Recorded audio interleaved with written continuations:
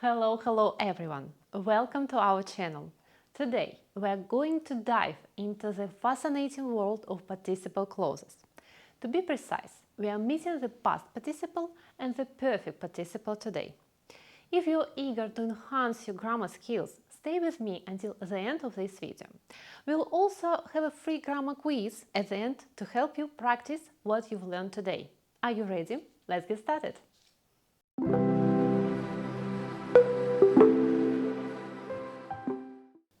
Let's start with the past participle. The past participle is a verb form which has an ending ed. But it's more than just a form. It can serve as an adjective in sentences, helping to describe someone's feelings about something. Plus, it carries a passive meaning. Let's explore how we can use it. We can use the past participle for stating conditions. For example, provided we have enough time, we can finish the project. Also, we can use the past participle to give a reason for an action. For example, tired after a long day, he went straight to bed. We can use the past participle as a description of a situation. For example, covered in thick forest, he moved amongst the trees with ease. Next, let's look at perfect participle clauses.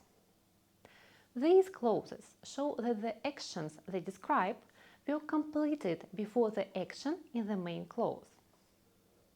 The perfect participle can express both active or passive meaning. For example, having eaten breakfast, they left for school. In this sentence, they finish eating breakfast before heading to school. This is an active form of the perfect participle. Next example. Having been invited to the party, he decided to buy a gift. In this sentence, he was invited to the party before he decided to buy a gift. This is a passive form. As you might see from these examples, the participle clauses are used when the participle and the main clause share the same subject. These clauses are often found in written texts. Summarizing what we have studied today, I would like to add that participle clauses don't have a specific tense. The verb in the main clause indicates the tense. Using participle clauses can enhance your English skill and allow you to combine ideas efficiently. I hope this explanation was clear and helpful. And to check your understanding, please follow the link in the video description for our free grammar quiz.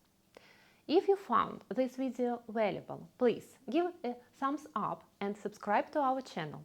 It really helps us out. Thank you for watching and see you next time.